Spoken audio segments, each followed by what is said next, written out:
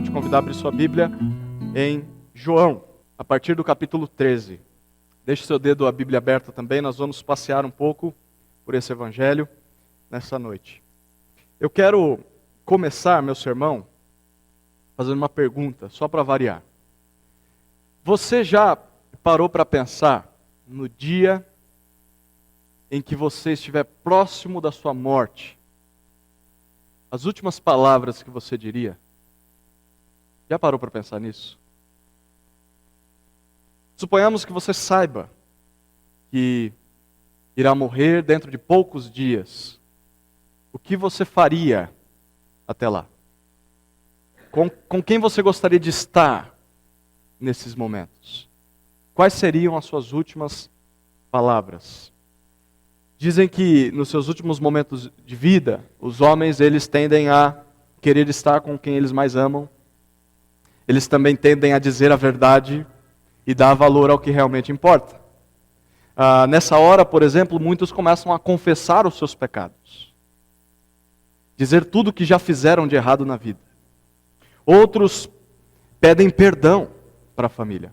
Querem estar perto dos familiares. Há outros que dão orientações para os entes queridos de como devem funcionar as coisas em casa agora. Quem é que vai cuidar dos outros irmãos? Quem vai cuidar das finanças? Quem vai cuidar da mãe? E há também quem escreve um testamento. Talvez você já tenha procurado um advogado para fazer isso. Mas há pessoas que querem orientar depois de mortos como as pessoas devem lidar com as coisas que ficarem. E de fato, se há algo de importante que um homem tem a dizer, certamente ele dirá nos últimos momentos de sua vida, se ele puder falar. Sim ou não? Pelo menos segue a lógica. O discurso que nós vamos estudar nessa noite foi proferido pelo homem mais importante que já nasceu e viveu nesse mundo, instantes antes de morrer.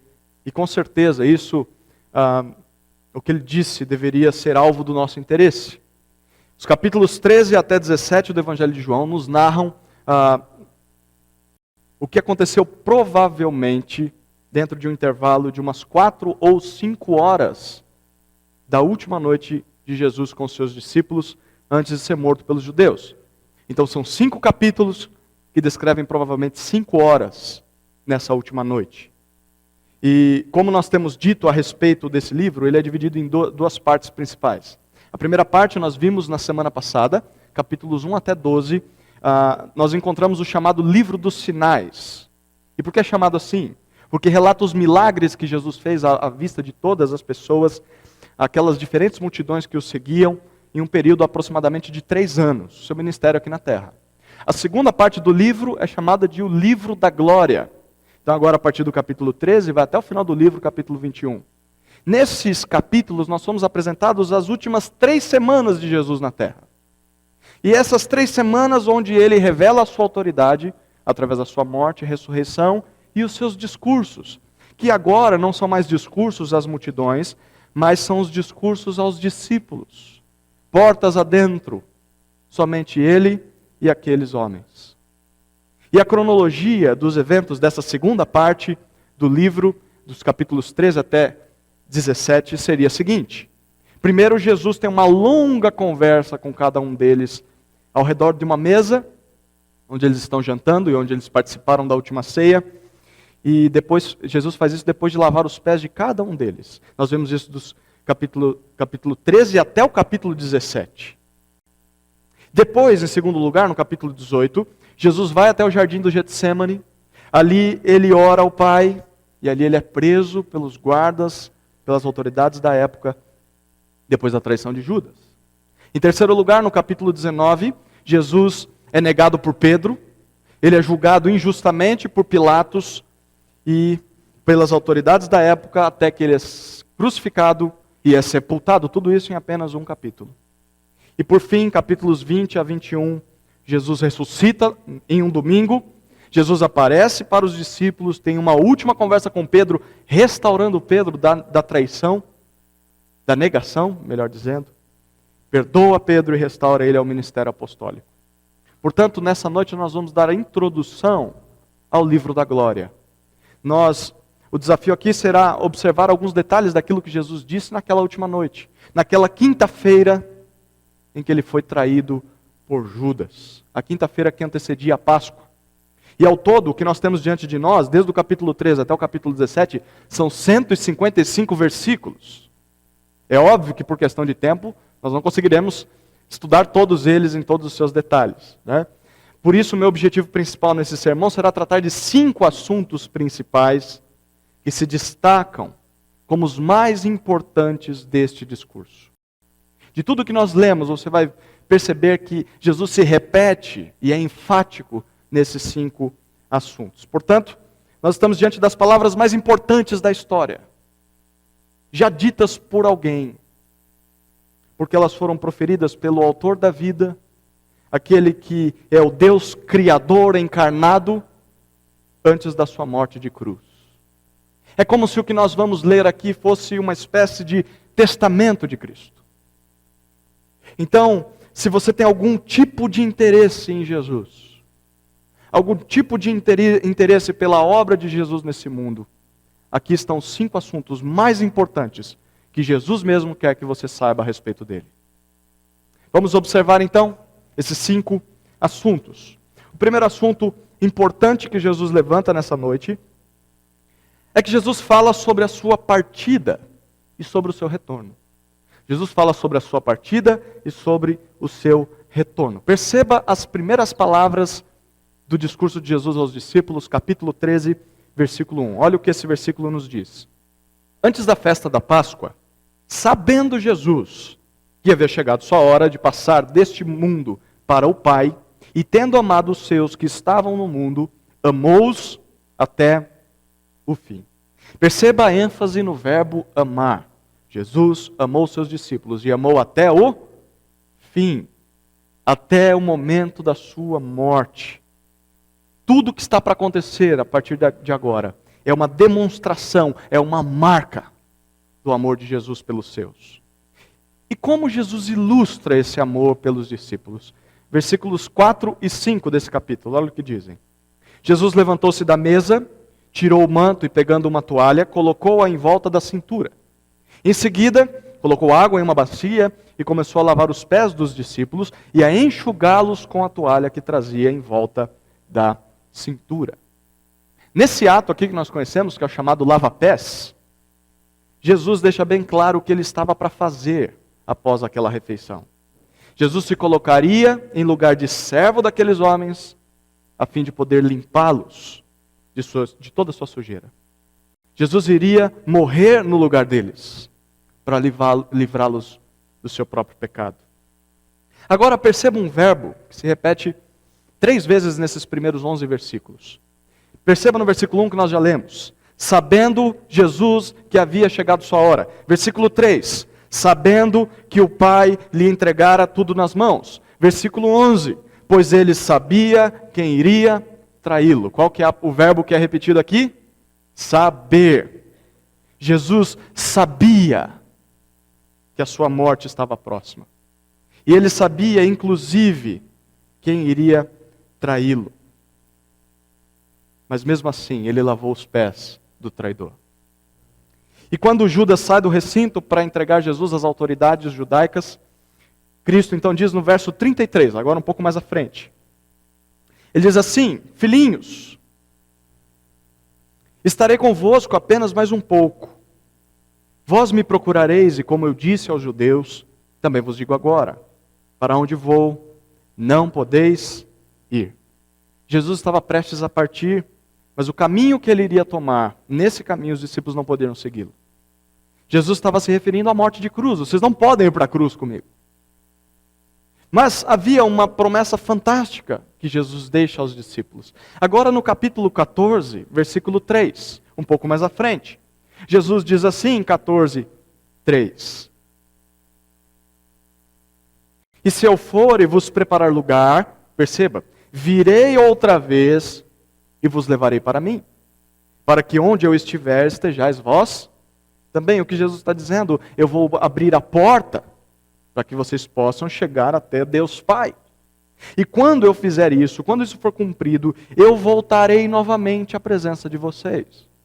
É óbvio que Jesus está se referindo aqui à sua ressurreição dentre os mortos. Mas parece que o foco dele está em algo mais importante do que a ressurreição. Perceba o que ele diz no capítulo 14, versículos 16 e 17. Ele diz assim: E eu rogarei ao Pai, e Ele vos dará outro Consolador, para que fique para sempre convosco, o Espírito da verdade, o qual o mundo não pode receber, porque não o vê nem o conhece. Mas vós o conheceis, pois Ele habita convosco e estará em vós. Consolador significa um conselheiro, uma espécie de ajudador, alguém que socorre você numa necessidade ou que te defende diante de uma acusação. Jesus está dizendo: eu vou orar ao Pai e Ele vai dar outro Consolador. Isso quer dizer que eles já tinham um Consolador. E quem era esse um Consolador? Jesus diz: sou eu mesmo. Porque olha o que ele diz: vocês já o conhecem. Porque esse Consolador está presente entre vocês. Jesus estava o tempo todo com os discípulos.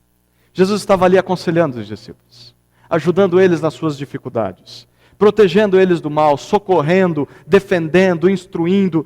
Mas quando ele fosse embora, esse outro Consolador que ele promete estaria dentro dos discípulos. É por isso que Jesus diz: ele estará em vós. O que Jesus está dizendo aqui claramente é uma referência ao Espírito Santo, aquele que o Pai enviaria àqueles que creem em Jesus. Jesus estava com eles, mas o Espírito da verdade estaria em eles, dentro deles. Duas coisas chamam a atenção nessa primeira partida, nessa primeira parte aqui, a promessa da partida e do retorno de Jesus. A primeira lição é que a morte de Jesus foi um ato deliberado de amor.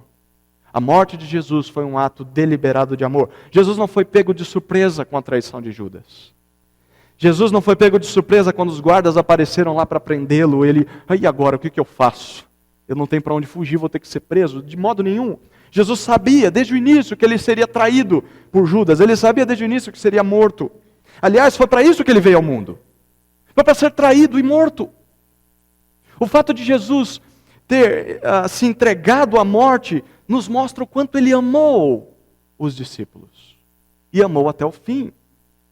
E essa verdade serve para encorajar e muito o nosso coração. Porque nós podemos saber que, mesmo que ninguém nos ame, ou demonstre isso, nós somos amados de verdade, apesar dos nossos pecados. Nós somos amados por Jesus. Mesmo com os pés imundos pelo pecado, Jesus se ajoelhou diante de nós e nos limpou da nossa imundície. Ele tomou nosso lugar de castigo diante de Deus, para que nós pudéssemos ser absolvidos de culpa. Então a morte de Jesus foi um ato deliberado de amor por mim e por você. Foi por isso que ele morreu. Mas a segunda lição é que o retorno de Jesus, através do Espírito Santo, é melhor que a sua presença física. O retorno de Jesus através do Espírito Santo é melhor que a sua presença física. Tem gente que às vezes diz assim: eu gostaria de viver naquela época. De viver na época de Jesus e tocar em Jesus, ouvir as parábolas de Jesus, ver os milagres de Jesus. Jesus diz: não, melhor é quando o Espírito Santo vier. Melhor do que na época de Pedro é a sua e a minha época. Porque olha o que ele diz no capítulo 14, versículo 26.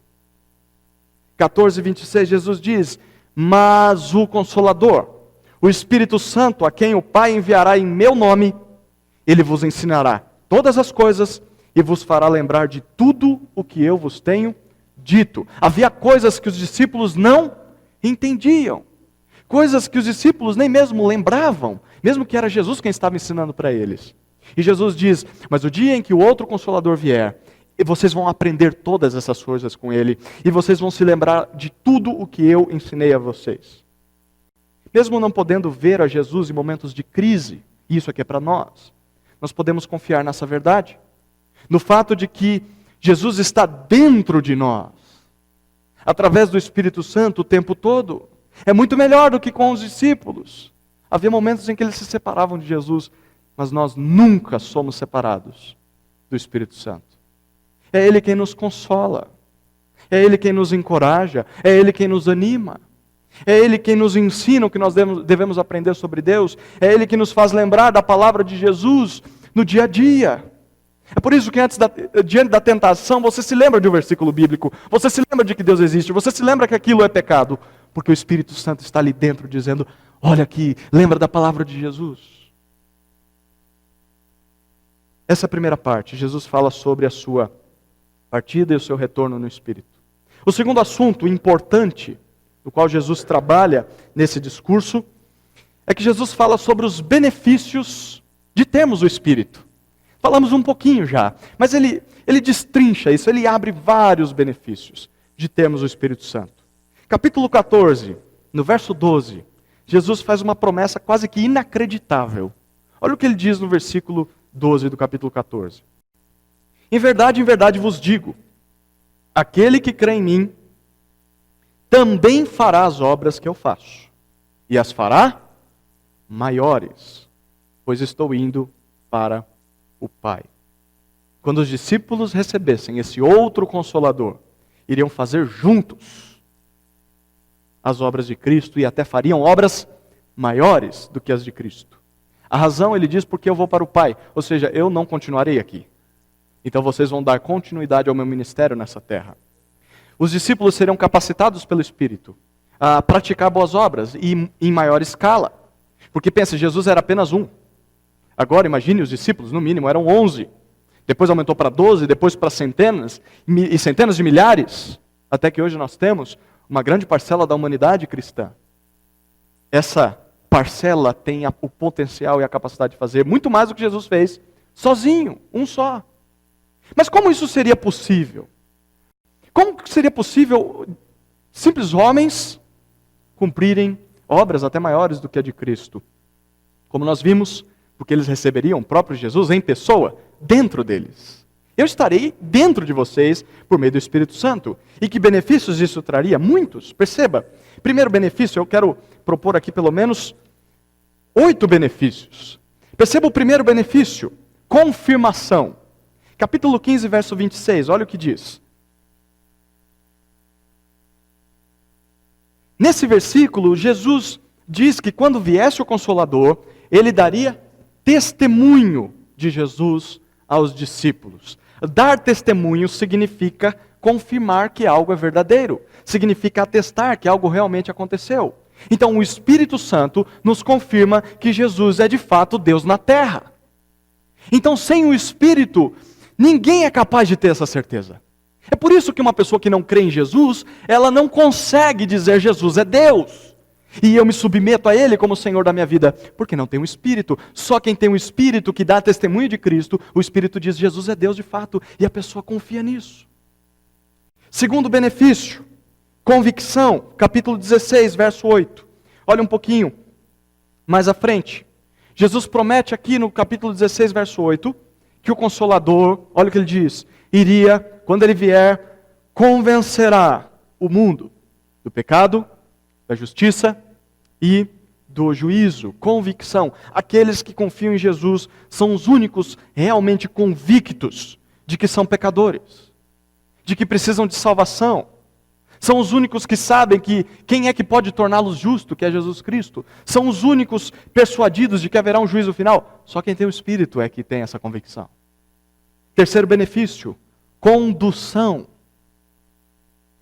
Versículo 16, verso 2. O Espírito da verdade, olha o que Jesus diz no verso 2. 12, perdão. 16, verso 12. Ele diz para eles, olha, vocês, eu tenho muito para dizer para vocês, mas vocês não podem suportar. Mas o Espírito, verso 13, quando ele vier, o Espírito da verdade, ele vos conduzirá a toda a verdade. Havia coisas que Jesus queria dizer àqueles homens, mas que ele não podia, eles não eram capazes de compreender. Mas quando o Consolador viesse, ele diria a eles tudo o que Jesus precisava lhes dizer. E de fato isso aconteceu. E esses homens, eles registraram esses ensinamentos nos livros que nós temos no Novo Testamento. Portanto, quando nós lemos as palavras do Novo Testamento, o Espírito Santo nos conduz a um entendimento correto daquilo que Jesus quer que nós saibamos. Então o terceiro benefício do Espírito é condução. Quarto benefício, agora a gente muda, não vai ficar mais usando C, tá? Não tem como. A próxima palavrinha é salvação. O quarto benefício do Espírito é a salvação. Olha o capítulo 15, verso 19. Por nós termos o Espírito, e o Espírito nos dá a confirmação de que Jesus é Deus, o Espírito nos convence dos nossos pecados, o Espírito nos conduz a toda a verdade. O resultado natural disso é que nós sejamos salvos desse mundo. Jesus diz no versículo 19, capítulo 15, se fosseis do mundo, o mundo amaria o que era seu, mas o mundo vos odeia, porque não sois do mundo. Pelo contrário, eu vos escolhi do mundo.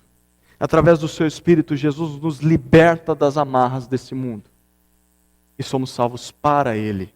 Vocês não são mais desse mundo, eu tirei vocês, vocês são meus agora. Salvação.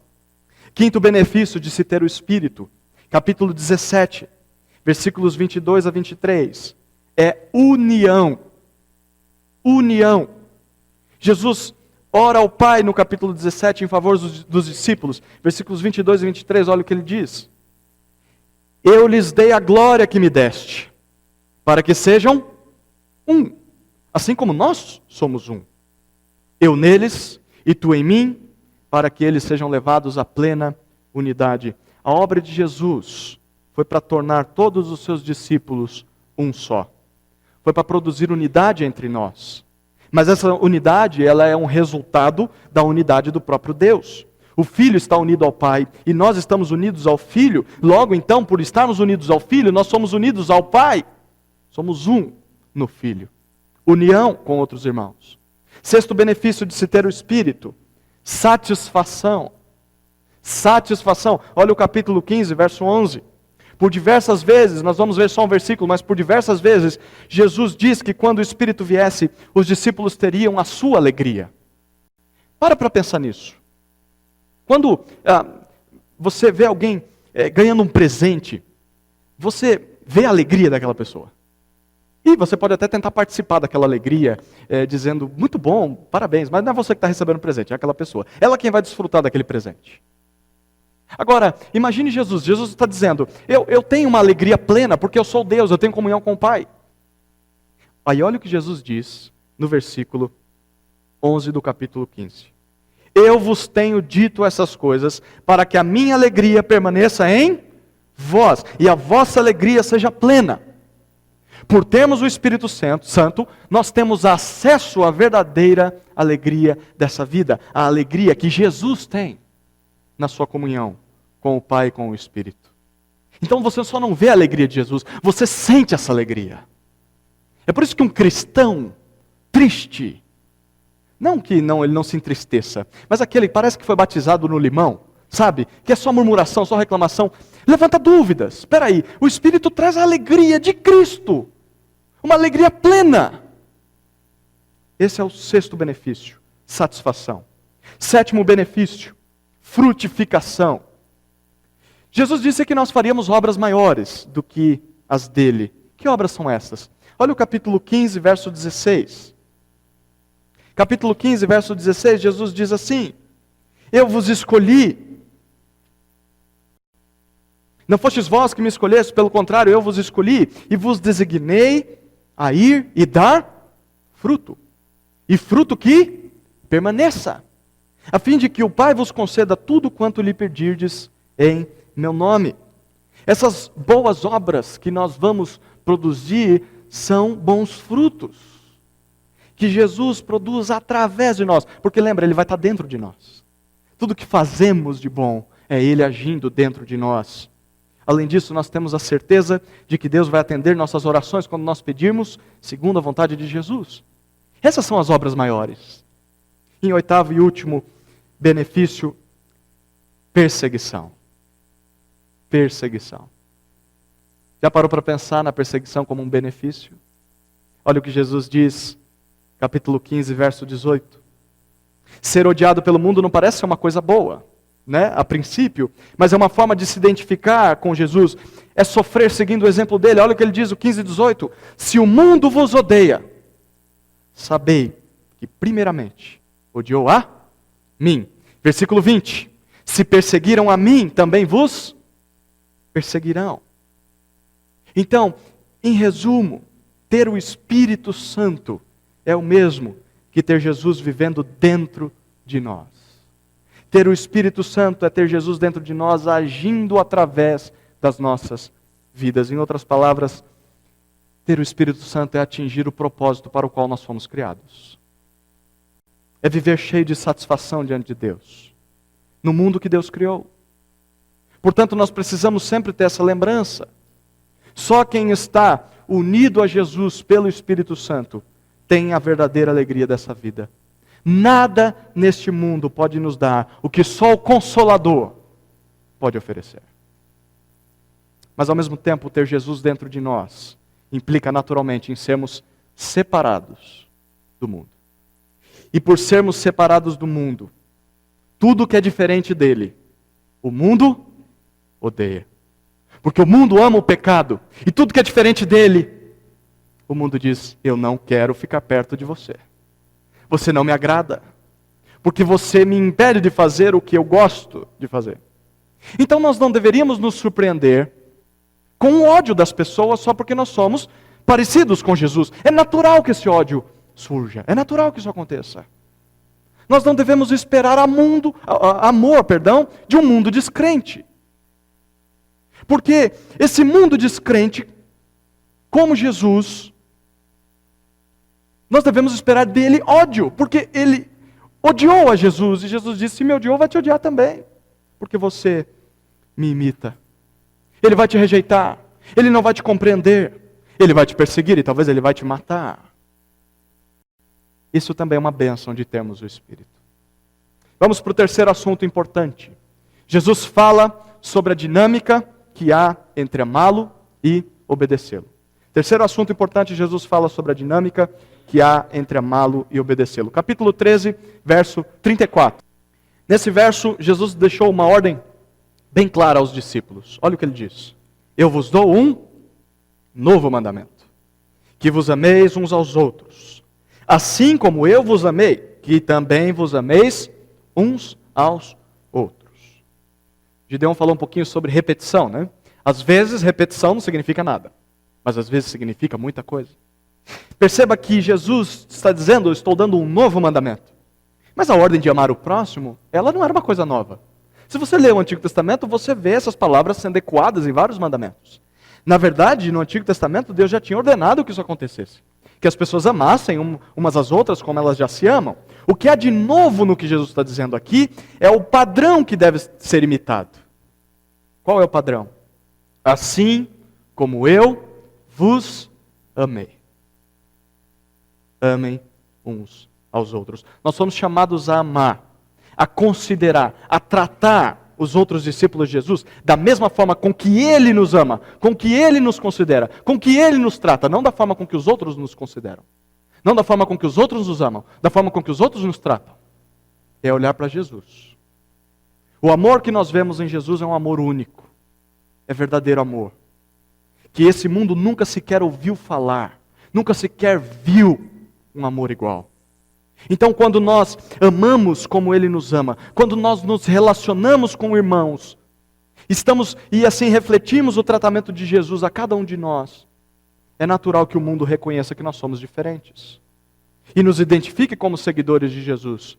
E como nós podemos amar como Jesus ama? Qual é o caminho para que isso aconteça? Olha o capítulo 15 agora, versículo 5. Capítulo 15, verso 5. Olha o que Jesus diz: eu sou a videira, vós sois os ramos. Quem permanece em mim e eu nele, esse dá muito fruto, porque sem mim nada podeis fazer.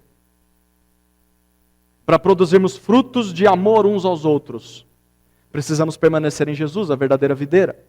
Sem isso, ninguém será capaz de amar como Jesus ama.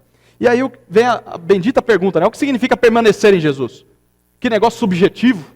Será que eu tenho que estar no monte onde Jesus orou? Será que eu tenho que comer a ervinha que Jesus comeu, ou tomar a água que Ele tomou, comer o pão que Ele comeu? É isso? É imitar os passos que ele teve? Eu tenho que ir no mesmo lugar que Ele para permanecer nele? É isso que Jesus diz? Olha o que Jesus diz. O que é permanecer nele é uma coisa muito simples. porém que muitas pessoas fogem. Olha o versículo 9. Como o Pai me amou, assim também eu vos amei. Permanecei no meu amor. Então permanecer em Jesus é o mesmo que permanecer no amor dele. Tá, e o que é permanecer no amor de Jesus? Olha o versículo 10. Se obedecerdes aos meus mandamentos, permanecereis no meu amor. Do mesmo modo que eu tenho obedecido aos mandamentos de meu Pai e permaneço no seu amor. Jesus obedece ao Pai e por isso ele permanece no amor do Pai. E por isso Jesus nos ama como o Pai nos ama. Da mesma forma, se nós quisermos amar uns aos outros como Jesus nos ama, isso só será resultado de nós permanecermos no amor de Jesus. E para fazer isso é necessário obedecê-lo. Ouvir e cumprir o que Jesus diz. Em outras palavras, para amar como Jesus, o obedeça. Ao fazer isso nos seus relacionamentos com outras pessoas, você estará amando essas pessoas como Jesus te ama, ao obedecer a palavra dele. Ainda há um elemento muito importante nesse ponto. Perceba que só é capaz de amar outras pessoas quem de fato foi amado por Jesus. Pelo menos amar dessa maneira, da maneira verdadeira. Portanto, nós temos de perguntar o seguinte: quem de fato é amado por Jesus? Se só quem é amado por ele pode amar os outros de verdade, quem de fato é amado por Jesus? Olha o que ele diz, capítulo 15, verso 13. Jesus diz assim: ninguém tem amor maior do que aquele que dá a própria vida pelos seus amigos. Aqueles que confiam que Jesus morreu por eles, morreu por seus pecados, são os que conhecem o seu amor verdadeiro. Jesus dá a vida por seus amigos. Mas como nós podemos saber que somos alvos desse amor? Como nós podemos, de fato, saber que somos contados como os amigos de Jesus? Olha o verso 14. Vós sois meus amigos, se fizerdes o que eu vos mando. A maneira de avaliarmos se de fato nós fomos amados por Jesus é se depois de percebermos isso, temos o desejo e a prática de buscar fazer aquilo que Ele nos manda. Porque se alguém diz que foi amado por Jesus, e tem muita gente por aí dizendo isso, chorando, se emocionando, evitando evangelismo, porque diz, não, Jesus já me ama, eu já sei disso. Se de fato alguém é amado por Jesus, mas vive de modo contrário ao que Jesus ordena, na verdade nunca foi amado. E não é o seu amigo, mesmo que diga que é. Porque Jesus diz, se é meu amigo, faz o que eu mando. E assim é amado por mim. A obediência a Jesus é o resultado do amor dele por nós. E obedecer a Jesus significa amar os outros da mesma forma com que nós fomos amados. Então nós podemos resumir essa dinâmica que há entre amor e obediência em duas frases. Primeira frase: amar a Jesus significa obedecê-lo. Diga isso comigo junto. Amar a Jesus significa obedecê-lo. Se você diz que ama Jesus, então obedeça a Jesus. Não tem como você encher a sua boca para declarar juras de amor a Cristo e louvores belíssimos ao nome dele, se na prática a sua vida gira em torno das suas próprias vontades, em torno dos seus próprios desejos. Quem de fato ama Jesus, obedece a Jesus, por mais custoso que isso seja. Então não adianta você querer forçar a obediência de quem não ama Jesus de verdade. Porque a obediência só surge dentro de um coração de quem ama Jesus de verdade. Por isso eu queria te desafiar a avaliar a sua própria vida. A olhar para si mesmo. Você obedece a Jesus? Você obedece a Jesus? Se a resposta é sim, então você pode dizer que ama Jesus. Mas se a resposta é não, saiba que as suas afirmações de amor por Ele não passam de palavras vãs e falsas. Palavras vazias. Você diz que ama da boca para fora, porque você não faz o que Ele manda. Essa primeira frase, amar a Jesus, significa obedecê-lo. Uma segunda frase de resumo de tudo isso é que obedecer a Jesus significa amar aos outros. Vamos falar juntos? Obedecer a Jesus significa amar aos outros. Se você diz que obedece a Jesus, então isso significa que você ama outras pessoas, especialmente outros discípulos de Jesus.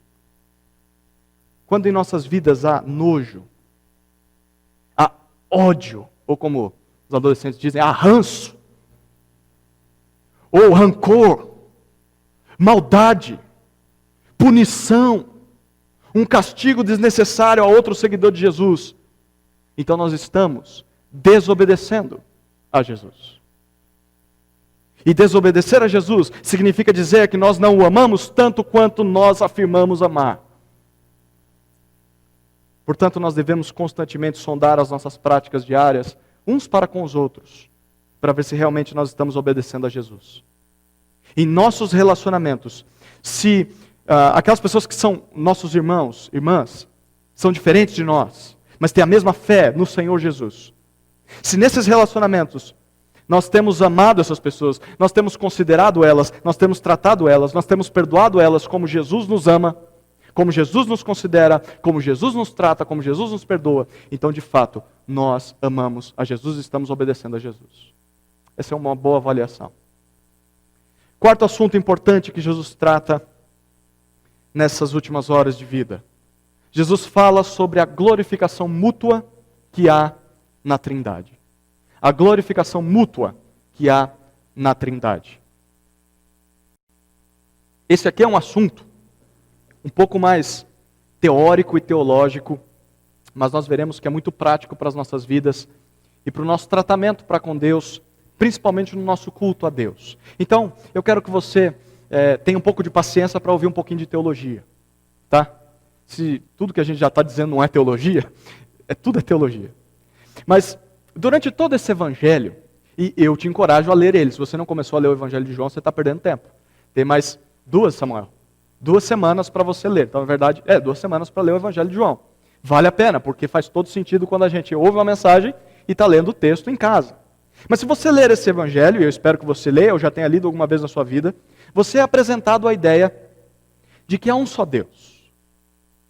Um só Deus. Em momento nenhum nós lemos no evangelho narrado por João que há vários deuses que nos criaram e esses deuses a quem nós devemos adorar. Porém, apesar disso, apesar de que existe apenas um Deus, nós somos apresentados a uma realidade bem difícil de compreender por causa da limitação da nossa mente humana. Essa realidade trata-se do fato de que este único Deus subsiste em 3 pessoas distintas e totalmente divinas: o Pai, Filho e o Espírito Santo. Perceba na definição que eu dei aqui. Esse único Deus subsiste em 3 pessoas distintas e igualmente, totalmente divinas: o Pai, o Filho e o Espírito Santo. Subsistir significa se manter vivo, se sustentar. O ser de Deus se constitui nessas 3 pessoas. Não é que Deus se divide em 3 deuses. Muito menos que esses 3, quando se juntam, formam um ser divino. A gente consertou uma das letras que a gente canta aí. Vocês vão lembrar dessa letra, né, que diz: 3 se formam em um. Não são 3 que se formam em um. É um que ao mesmo tempo que é um é 3. Porque essa ideia de que são 3 deuses, ou 3 partes que quando se juntam formam um só Deus, é uma ideia herética. Os 3 são Deus, mas ao mesmo tempo os 3 são um. O que acontece é que o Pai é Deus, o Filho é Deus, o Espírito é Deus. Essas 3 pessoas são parte do único Deus Criador, o único Deus sustentador de todas as coisas. Mas ao mesmo tempo, João nos mostra que o Pai não é o Filho, o Filho não é o Espírito, e o Espírito não é o Pai e nem o Filho. Está ficando claro ou está piorando aí? É importante você lembrar disso aqui, tá? O Pai não é o Filho, o Filho não é o Espírito, e o Espírito não é nem o Pai nem o Filho. As 3 pessoas são Deus, mas elas são pessoas distintas. Deus Pai enviou Deus Filho ao mundo para que o Deus Filho morresse na cruz no nosso lugar. No dia do seu batismo, o Deus Espírito pousou sobre Deus Filho como uma pomba, a fim de autenticar o seu ministério. E por meio do Deus Espírito, o Deus Filho, que é Jesus Cristo, realizou os milagres e os sinais que nós falamos domingo passado. Pegou a ideia? Isso é muito importante porque muitas vezes nós oramos: Deus Pai, obrigado por ter morrido na cruz no meu lugar. Não foi Deus Pai que morreu na cruz no seu lugar. Foi Deus Filho.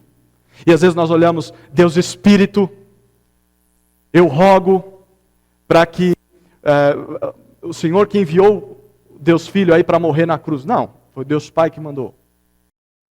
Os três têm ofícios diferentes para nos salvar. O que tudo isso significa? Que nós estamos diante aqui daquilo que os teólogos traduziram como a Trindade. Trindade nunca aparece na Bíblia, é uma palavra que tenta traduzir isso para a nossa língua. Ou triunidade, ou o Deus Trino que se revela na Escritura. Então, o que é Trindade? Primeira, em duas declarações a gente define Trindade. Primeira, há um só Deus. Um só Deus. Segunda frase. Esse Deus que subsiste em três pessoas distintas, que têm ofícios diferentes, porém possuem a mesma essência divina. É fácil de entender isso? De fato, isso é um mistério. Isso é um mistério, e até as melhores ilustrações que nós pudéssemos usar aqui, elas são limitadas, elas são fracas, porque elas são maneiras humanas de tentar expressar algo que é divino, o que é a Trindade. Por isso, mesmo que nós não consigamos compreender a Trindade totalmente, ou explicá-la de um modo exato, nós somos chamados a crer nela. Crer na Trindade. Pense um pouquinho aqui.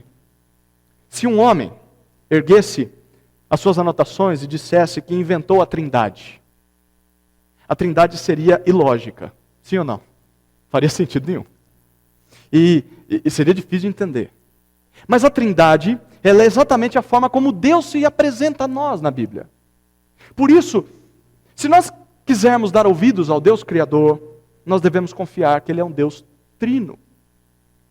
Se nós quisermos seguir a Jesus, é imprescindível que nós tenhamos essa convicção. E o que isso tem a ver com o Evangelho de João? O assunto importante a respeito da Trindade, que Jesus quer destacar aos discípulos nesse último discurso, é exatamente como é o relacionamento dessas três pessoas da Trindade. Perceba capítulo 13, versos 31 e 32. 13, 31 e 32. Jesus diz assim: agora o Filho do Homem é glorificado, e Deus é glorificado nele. E se Deus é glorificado nele, também Deus o glorificará em si mesmo, e logo o glorificará. Viu uma palavrinha que é repetida várias vezes aí? Glória, glorificar. Deus seria glorificado por Jesus. Ou seja, Jesus faria com que as pessoas dessem glória a Deus Pai, exaltassem a majestade de Deus Pai. Mas ao mesmo tempo, Jesus diz que Ele seria glorificado por Deus. Deus Pai concedeu a sua glória a seu Filho. Por isso ele foi reconhecido como Deus por algumas pessoas. Porque era Deus ali em pessoa. Ou seja, o Pai glorifica o Filho. E o Filho glorifica o Pai. O Pai dá honra e exalta o nome do Filho. O Filho dá honra e exalta o nome do Pai. Mas como o Filho faz isso? Olha o verso 4 do capítulo 17. Capítulo 17, verso 4. Jesus diz assim: eu te glorifiquei na terra. Como? Completando a obra da qual me encarregaste. Jesus glorifica ao Pai, obedecendo ao que o Pai manda.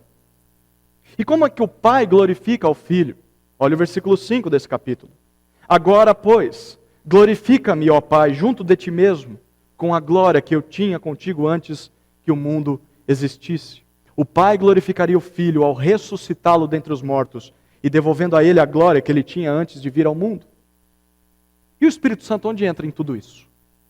Capítulo 16, verso 14.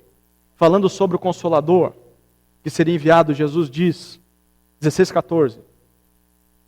Ele me glorificará, pois receberá do que é meu e o anunciará a vós. O Espírito Santo glorifica ao Filho quando faz com que os seus discípulos ouçam as palavras de Jesus, olhem para Jesus, adorem a Jesus. Ou seja, o ministério do Espírito Santo não é receber aplausos, como a gente vê por muitas igrejas espalhadas, muitas músicas, muitas pregações. O ministério do Espírito Santo não é receber glória para si mesmo. O ministério do Espírito Santo, pense, como diziam teólogos do passado, é como um holofote. O que é um holofote? O que ele faz? Olha aqui para cima, nós temos um ali. O holofote, ele exala luz. Ele reflete luz, mas para si mesmo? Não, para iluminar outra coisa, outra pessoa. E é isso que o Espírito Santo faz. O Espírito Santo serve para iluminar a pessoa do Filho e fazer com que todos percebam o Filho, que todos entendam o Filho, que todos amem o Filho, que todos adorem o Filho. Então, na prática, o ministério do Espírito Santo é como se ele estivesse dizendo: não olhem para mim, olhem para o Filho, adorem e amem ao Filho. Eu vim para conduzir vocês até o Filho, e não para que vocês fiquem olhando para mim. Por isso, nas nossas vidas e nos nossos cultos, nós não deveríamos fazer diferente. Há muitos que centralizam todo o seu culto na pessoa do Espírito Santo. Você sabe do que eu estou falando. Aquelas igrejas que abaixam as luzes e começam a tocar aquela musiquinha de fundo e começam a dizer: nós te adoramos, Espírito, vem aqui, Espírito, esse culto é para você, Espírito. E as pessoas querem se emocionar, elas querem se arrepiar, elas querem sentir o Espírito, quando na verdade o Espírito é como se estivesse dizendo: não, não é isso que eu vim fazer, vocês entenderam errado. O meu ministério é fazer vocês olharem para o Filho, ouçam o que o Filho tem a dizer, adorem ao Filho. Eu só estou iluminando o Filho. E aí quando nós adoramos o Filho, o que o Filho faz? O Filho direciona toda essa glória agora a Deus Pai. E Deus Pai glorifica ao Filho e glorifica ao Espírito ao usá-los em nós para que nós vejamos o Filho. E assim, o Filho, o Pai, o Espírito, todos são glorificados. Isso é amor verdadeiro. Pessoas que não pensam em si mesmas, mas que dão honra para outros indivíduos. Acompanhe comigo o capítulo 17, verso 10, uma frase pequena que expressa muito para nós. Jesus diz na oração ao Pai: todas as coisas que me pertencem são tuas, e as que te pertencem são minhas. E neles, nos discípulos, eu sou glorificado.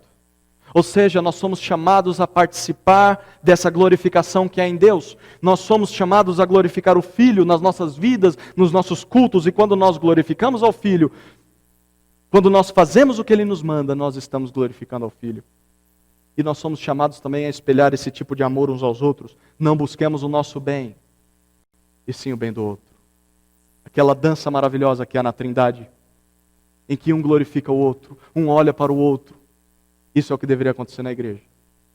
Mas quando nós paramos de olhar para o outro, começamos a olhar para nós começamos a tropeçar. O Pai, o Filho e o Espírito nunca tropeçam. É isso que nós somos chamados a imitar. Quinto e último, finalmente, assunto importante. Jesus ora ao Pai em favor de todos os seus discípulos. Jesus ora ao Pai em favor de todos os seus discípulos. As últimas palavras de Jesus a todos nós, ou melhor, a todos os seus discípulos ali juntos, antes da fuga, da negação deles, e antes até da sua morte, estão registradas no capítulo 17. Então, vamos ficar aí, terminar o nosso tempo no capítulo 17. Depois de dizer tudo o que nós já estudamos até aqui, o capítulo 17 começa dizendo que Jesus olha para o céu e começa a conversar com Deus Pai. E é interessante, está na frente dos discípulos. Imagine isso. Você está conversando ali com Jesus, ouvindo um monte de coisa, daqui a pouco Jesus para de falar, olha para cima, começa a falar com o Pai. Mas tem que orar em voz baixa, Jesus, nós não podemos ouvir. Ele vai ouvir em voz alta, para eles ouvirem também. Então, nessa oração, Jesus diz que já havia cumprido quase tudo que o Pai tinha ordenado a ele, só faltava a morte de cruz. Jesus tinha feito os sinais para que as pessoas pudessem crer nele. Jesus tinha pregado tudo que Deus tinha ordenado que ele pregasse. E os discípulos creram em Jesus. Por isso, na verdade, Jesus não está orando por ele. Olha o versículo 9. Jesus diz assim: eu rogo por eles. Não pelo mundo, mas por aqueles que me deste, pois são teus. Jesus está intercedendo pelos discípulos. Jesus está orando ao Pai por eles. Mas perceba que essa oração não era só por aqueles 11 homens. Olha o versículo 20. E rogo não somente por estes, mas também por aqueles que virão a crer em mim, pela palavra deles. Ou seja, essa oração aqui é uma oração em favor de todos nós. Se você crê em Jesus, é uma oração em seu favor também. Aqui está Jesus orando por mim e por você. Já pensou em numa reunião de oração que Jesus iria orar por você? Aqui está a reunião de oração. Por que Jesus orou por mim e por você? Pelo menos por 3 motivos. Primeiro motivo, por unidade. Unidade. Versículo 11, olha o que Jesus diz. Pai Santo, guarda-os no teu nome que me deste, para que sejam um, assim como nós. Jesus diz ao Pai, versículo 12, que enquanto estava no mundo, Jesus fez isso. Mas, versículo 13, agora ele iria para o Pai. O que Jesus está dizendo aqui? É que ele manteve os discípulos unidos uns aos outros e unidos a Deus Pai. Jesus era como se fosse o elo de ligação, de união entre eles e Deus. Mas agora ele pede para que o Pai faça isso por eles. Porque ele não estará mais entre eles para mantê-los unidos. E como nós vimos, isso aconteceria por meio do Espírito Santo. Porque o Espírito Santo seria o próprio Jesus vivendo dentro dos discípulos. Queridos, pare para pensar um pouco aqui. Se Jesus se ausentasse, hoje não dá mais, né? Mas vamos imaginar que se ele se ausentasse dessa igreja, sabe o que isso aqui ia acontecer? O caos. O caos. Seria pessoa atropelando pessoa, brigando com os outros, odiando, matando. Mas Jesus diz, eu não estou aqui para uni-los, mas, Pai, os una, o Senhor. O Espírito Santo vem para fazer isso. É o elo de ligação entre nós. Segundo motivo que Jesus ora por mim e por você, por proteção. Olha o versículo 15. Jesus ora no verso 15.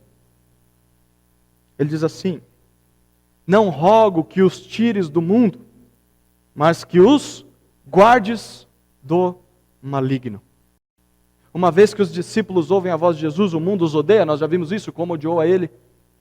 Por isso eles precisam de proteção contra as armadilhas, as artimanhas de Satanás. Então Jesus pede para que o Pai nos proteja das investidas do inimigo. E das pessoas que o inimigo controla, aqueles que fazem parte do mundo. Jesus ora por isso, por mim e por você. Terceiro motivo, verso 17, é por santificação. Olha o que Jesus pede. Santifica-os na verdade. A tua palavra é a verdade. Jesus quer que nós sejamos santos como Ele é. E Deus Pai usa a sua palavra para produzir isso em nós. Sem aquilo que Deus nos diz, é impossível nós percebemos onde nós temos pecado. É impossível nós percebemos que precisamos nos arrepender. É impossível nós descobrirmos qual deveria ser o caminho certo a seguir. Por isso nós precisamos da palavra da verdade. E por que nós precisamos de tudo isso, todas essas 3 coisas? Olha o verso 23. Jesus diz, eu estou pedindo tudo isso, ó Pai, para que todos sejam levados à plena unidade, a fim de que o mundo reconheça que Deus enviou a mim, que o Senhor me enviou, e que o Senhor os ama. Ou seja, Jesus está dizendo, eu oro tudo isso por unidade, por proteção, por santificação a todos os discípulos, por mim e por você, com o objetivo de que eles sejam minhas testemunhas nesse mundo. Para que o mundo creia que eu vim. Para que o mundo creia que vocês são meus discípulos. E segundo essa oração de Jesus registrada nesse mesmo livro, lá no capítulo 11, verso 42, a gente já passou por esse trecho. Jesus, orando ao Pai, ele disse assim, eu sei que sempre me ouves. Eu sei que sempre me atendes. Com base nessa frase de Jesus, nós podemos ter a convicção, a certeza de que o Pai irá atender a esses 3 pedidos do Filho, e tem atendido até hoje. O que tudo isso significa? Quero destacar 3 lições finais. Primeiro, significa que o Pai tem nos guardado em unidade. Jesus pediu isso ao Pai. O Espírito Santo é aquele elo que nos atrai uns aos outros, que nos mantém em comunhão, compartilhando a fé em Cristo, que é algo que nós todos temos em comum. Logo então, unidade não é algo que nós devemos criar na nossa igreja. Tem gente que pensa assim, vamos fazer um chá de panela, um chá de biscoito, ou vamos fazer uma refeição, um churrasco, porque a gente tem que produzir unidade nessa igreja. Isso é uma tolice. A unidade já existe. O Espírito Santo já nos une. O nosso papel é apenas preservar essa unidade e torná-la visível. Mostrar, somos um de fato. Trabalhar para que as pessoas vejam isso. Nós temos de nos relacionar, trabalhar como se nós tivéssemos Jesus Cristo em comum. É tudo que mais importa nessa vida. Nós não precisamos concordar que cor vamos pintar essa parede. Mas temos de concordar em Cristo nas coisas importantes da vida. Isso é ser um. Segunda lição é que o Pai não nos tira do mundo, mas nos protege do maligno. Em 1 João 5,18, o próprio apóstolo João nos diz assim: sabemos que todo o que é nascido de Deus não vive pecando. Pelo contrário, aquele que nasceu de Deus o guarda e o maligno não o toca. Deus guarda todos os seus filhos de serem enganados e seduzidos por Satanás, a fim de viverem em pecado deliberado. Portanto, se você é filho de Deus, saiba que a vida de pecado não é para você. Deus te dá forças para vencer o pecado. Ao mesmo tempo, se você vive aprisionado pelo pecado, se você se sente aprisionado pelo diabo, isso é sinal de que você não é um discípulo de Jesus.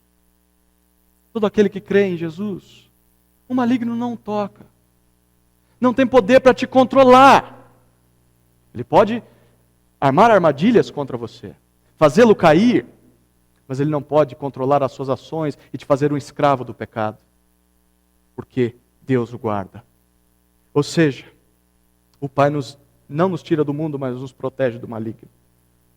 A terceira e última lição é que o Pai nos capacita para testemunhar dele ao mundo pela santificação da palavra. Nós estamos nesse mundo em missão. Não missão própria, mas missão divina. A nossa missão é testemunhar de Jesus Cristo às pessoas. Não há tempo a perder com trivialidades, não há tempo a perder com pecados. Mas para que a gente não perca tempo, nós devemos nos aproximar da palavra de Deus, porque só ela nos torna úteis para essa missão. Por isso, eu queria te desafiar, ame a palavra. Medite na palavra, seja santificado por ela, testemunhe de Cristo ao mundo. Esse foi o resumo do conteúdo do último discurso de Jesus aos seus discípulos antes da sua morte. Nós poderíamos chamar, como eu disse, de o testamento de Cristo. E nesse testamento, só para a gente lembrar o que já falamos. Primeiro, Jesus falou sobre a sua partida para o céu e o retorno no Espírito Santo. Segundo, Jesus falou sobre os benefícios de recebermos o Espírito Santo, o Consolador. Terceiro, Jesus falou sobre a dinâmica que há entre amá-lo e obedecê-lo. Quarto, Jesus falou sobre a glorificação mútua que há entre as pessoas da Trindade, a qual nós somos chamados a participar. E finalmente, 5, Jesus orou por cada um de todos aqueles que viriam a crer nele. E isso inclui cada um de nós. Mas essas ainda não foram as últimas palavras de Jesus antes da sua morte. Na verdade, as últimas palavras de Jesus foram reservadas para o seu último minuto de vida, quando ele estaria pendurado numa cruz e abandonado por tudo e por todos, inclusive por Deus Pai. Quero te convidar a abrir nesse último versículo e nós vamos encerrar. João capítulo 19, verso 30. Havendo provado o vinagre, Jesus disse: está consumado. Inclinando a cabeça, entregou o Espírito. Está consumado. Estas foram as últimas palavras de Jesus. Tudo o que Jesus veio fazer nessa terra foi cumprido naquela cruz. Ali ele nos representava diante do Pai. E ali o Pai o castigou em nosso lugar, por todos os nossos pecados. O Filho veio ao mundo para sofrer no nosso lugar e consumou essa obra perfeitamente. Por isso é que hoje nós podemos ter acesso ao Deus Trino. Por isso que nós podemos experimentar as bênçãos de se ter o Espírito. Por isso é que nós somos amados, somos capacitados a obedecer a Deus. Por isso é que nós experimentamos as respostas de oração de Jesus ao Pai em nosso favor. Porque tudo foi consumado, tudo foi completo por Jesus Cristo. Portanto, se hoje você fosse dizer as suas últimas palavras antes de morrer, só há duas opções que você pode seguir. Só duas, seriam as mais importantes. Primeiro, você pode continuar rejeitando o Filho de Deus. E talvez dizer que o ama, mas continuar desobedecendo a Ele. E dizer algumas palavras que dizem alguns. Friedrich Nietzsche, já ouviu falar de Nietzsche? Um dos maiores opositores do cristianismo que a humanidade já viu. Alguns dizem que Nietzsche disse o seguinte antes de morrer: se realmente existe um Deus vivo, sou o mais miserável dos homens. De fato, se Nietzsche disse isso ou não, pelo menos nós podemos afirmar que Deus existe. E Ele foi, sim, o mais miserável dos homens. E você também é. Se você continuar negando Cristo, e vai descobrir isso no inferno, vai ser tarde demais. Essa é a primeira opção. A segunda opção é você aceitar o Filho de Deus. É você recebê-lo como seu Salvador e Senhor. E dizer o mesmo que alguns alegam que disse um grande escritor ateu do passado. Olha o que esse homem disse. Por favor, queimem os meus livros. Vejam o santo. Ele espera por mim. Vejam o santo. Saia desse ceticismo. Se renda ao Filho de Deus. E tenha a mesma esperança de quem disse essas palavras. A minha oração é que você confie nas últimas palavras de Jesus.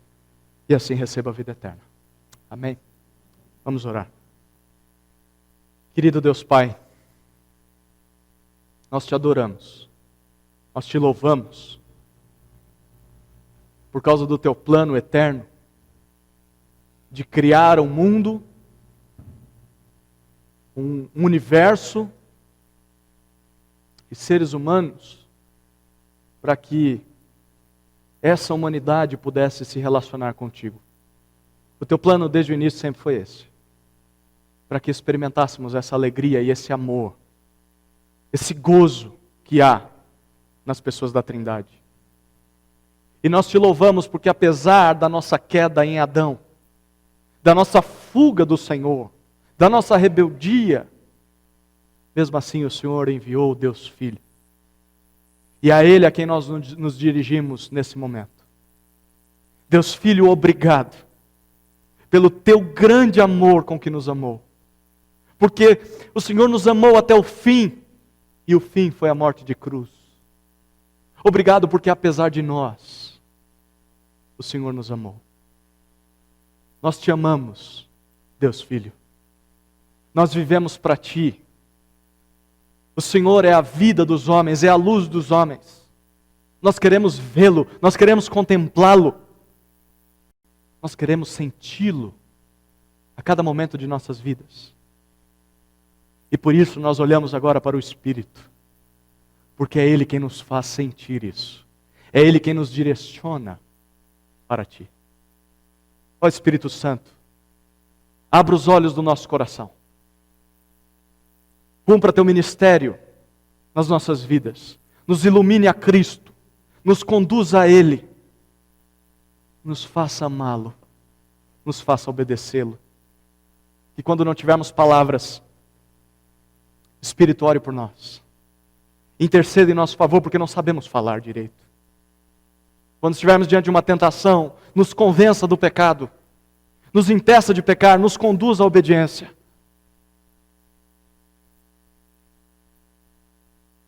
Nós clamamos ao Deus Trino, Pai, Filho e Espírito, e converta pessoas que não te conheçam. Só o Senhor pode fazer isso. O Senhor é fiel à sua palavra, e quando ela é pregada, o Senhor age. Por isso, ó Deus, Supremo, nós clamamos para que realizes tua obra no nosso meio. É nossa oração no nome de Jesus. Amém.